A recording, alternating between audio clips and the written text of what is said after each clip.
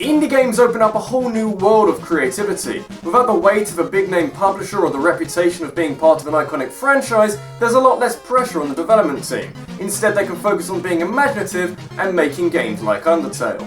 I've rarely played a game as confident in its own skin as Undertale is. It might look like a retro throwback to RPG games of yesteryear, but it never falls back on that and is always looking to impress without resorting to nostalgic pandering. It takes the tried and tested turn-based combat system that has shaped RPGs for God knows how long, and breathes new life into it with bullet hell minigames and the ability to spare any enemy through an elaborate series of specific actions. Throw in its wicked sense of humour and a morality system that really does feel like your own doing, and it's easily one of the best games I've played this year. And the boss fights are just a concentration of all of the above. If you're going to start praising something, it's a good place to begin. Though I say that, but the effectiveness of these boss fights, and indeed most of Undertale, is best felt without the burden of spoilers. And beyond this point, I will be spoiling everything this game has to offer. I don't usually say it as abruptly as this, but I recommend you play Undertale before going any further in this video. It's pretty cheap, it's not that long, and I guarantee you'll enjoy it. At the very least, it'll fill you full of determination.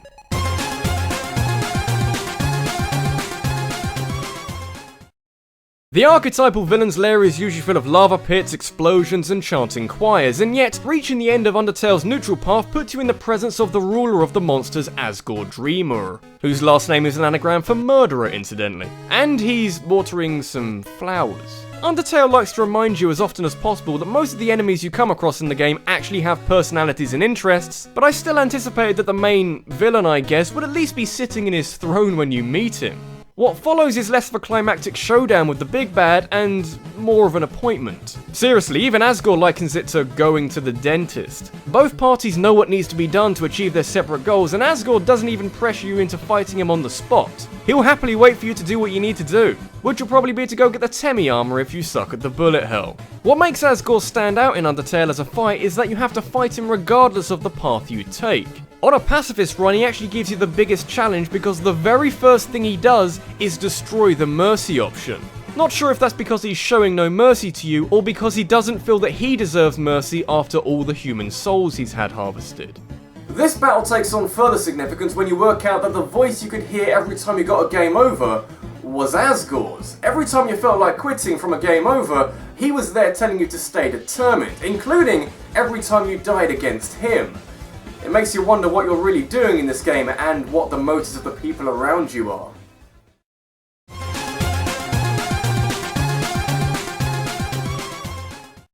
Since the dawn of civilization, fighting has been a common form of entertainment. It's cheap, it's engaging, and it's fairly easy to relate to.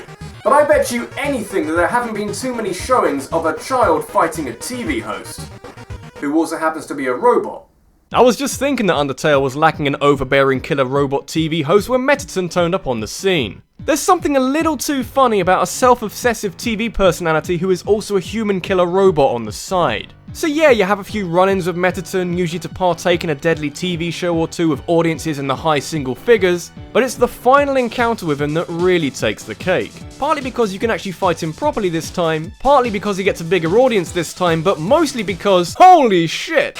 So what do you love the most about Mettaton? Maybe it's the fact that he transforms from a talking scoreboard to Robo-Girahim. Maybe it's the fact that nearly every action in this fight affects the show's ratings, including getting hit and eating branded food to recover health. Maybe it's because he turns your soul yellow so you can shoot back at him. Maybe it's how the pacifist run sees you boost for TV ratings enough to convince Mettaton that he should stay in the underground. Maybe it's the bombastic music that plays throughout, or maybe it's just those legs. Whatever it is, you haven't got long to write it. Stay away from swear words and mention either his legs or Toby Fox for the best ratings. Ladies and gentlemen, what a package!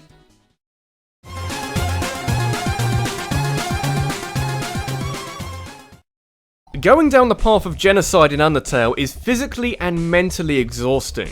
It's something you really have to try and do. It's extremely unlikely that someone could accidentally kill 95 enemies and every boss in the game. In a way, it's probably the worst thing about Undertale. The encounter rates get lower and lower as you reach the last couple of enemies in each area, and it can be a real grind to kill everybody. But you feel that a lot of this was intentional. Your reward for going down this path? Having a particularly bad time. That's the thing, you're not supposed to enjoy the Genocide route. The game's cheerful atmosphere is traded out for this joyless, haunting feel. What was quite a fun game is more of a slog as you look for the last monster in the area. And with a staggering body count to your name, you're presented with one final challenge. The laziest character in the game. Hey, it's fine! Fuck. This guy is the weakest character in the game. He's only got 1 HP, 1 attack and 1 defense, he should go down in 1 hit. Well, yeah, but not really. Sans is where all your pretense of being good at bullet hell games come to die. It's advertised as a bad time and fuck me, but that is in no way an exaggeration. What happens is that Sans will die in 1 hit, you just need to hit him first. Attempting and missing attacks will move the fight on, but in the meantime, you've got some of the craziest attacks in the game to dodge. Sticking with his 1 attack thing, getting hit will only do 1 HP of damage to you, but because you have no invincibility frames for this fight, it quickly becomes 30 to 40 if you don't dodge it. Factor in Sans being the only enemy in the game who can inflict lingering damage over time on you, and things can spiral out of control very quickly. I don't think it's too much of a stretch to consider this fight to be not very fun, but that's the whole point. If you get to this stage in the game where you're probably dying over and over again and being told by Sans how much of a terrible person you are, and are still having fun, then maybe you really are the monster that the game thinks you are.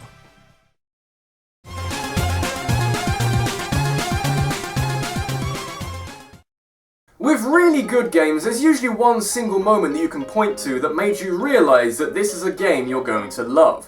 Undertale has a lot of those, and it really does depend on what you knew beforehand and what your expectations were coming into it. For me, it was the blue attack. Oh, how I love it when a game establishes rules only to very deliberately break them later. Undertale's combat is a dynamic take on the usual RPG turn-based system where each enemy attack is different and you can feasibly dodge everything. But how do you inject a bit of variety to this combat system? Quite a lot of games give you something completely different to do for a few minutes and then switch back to what you know, never revisiting it again. But when you get into a fight with Papyrus in Undertale, the way that things change is truly incredible.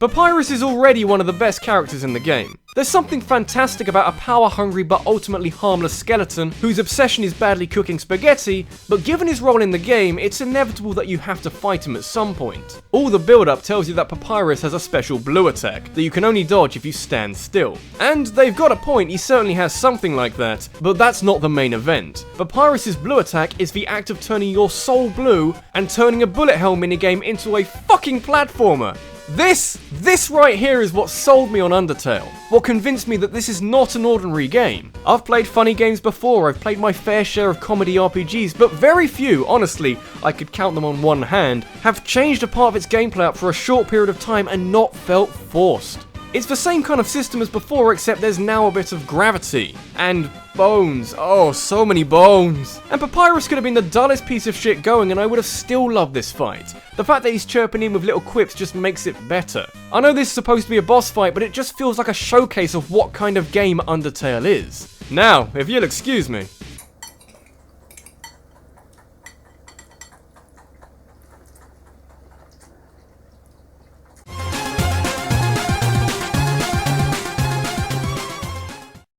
The final bosses for each of the 3 routes you can take in Undertale are all handled very differently. I've already mentioned Sans and how this reflects the tone you've been striving for with a Genocide run and how not very fun he is, but thankfully the other 2 routes do give you something more entertaining. Oddly, the final boss of the Pacifist route was one of the few fights in the game that merely met my expectations rather than surpassed them. Not that it wasn't a good fight or anything, it's just that after the final battle of the neutral run, not much is gonna surprise you anymore.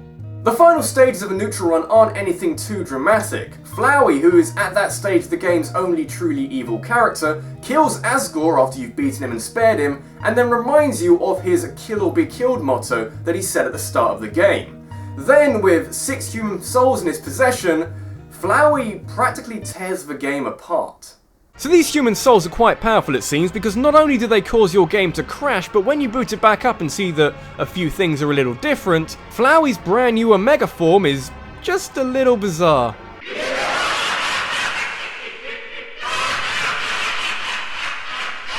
In a game with 8-bit graphics and sprite work, Omega Flowey's Photoshop art style is the sort of jarring that helps to hit home the feeling of utter disbelief at what's unfolding before you.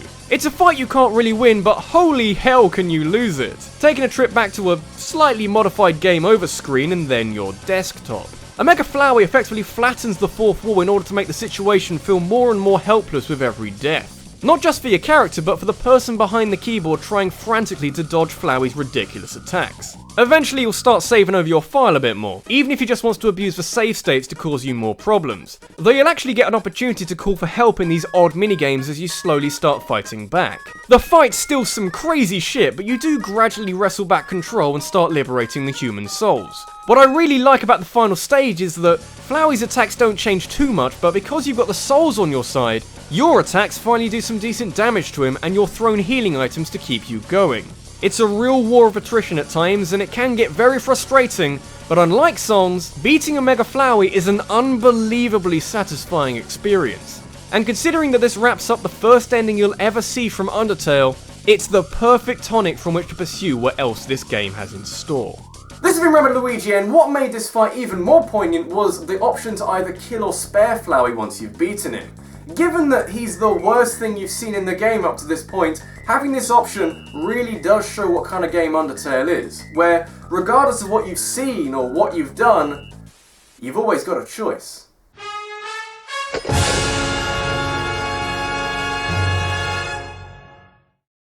Want to have a say on what I talk about next week? Leave a top 5 suggestion in the comment section below and go follow me on Twitter, where later in the week I'll be compiling the best submissions and setting up a vote over there. Thanks for watching guys, and I'll see you in the next one. Hey guys, hope you liked that. I've been sitting on a video about Undertale for a little while now. I was just a little hesitant due to how the game has blown up on the internet in the last month or so, and I didn't really want to be a part of that. Undertale is a great game though. Even if you've grown a little tired of the internet's obsession with it, you really should try it out at some point if you haven't done already. Anyway, Twitter, Facebook, probably some other things too that I rarely mention. I think I also have t-shirts or something. You know, someone go check that for me.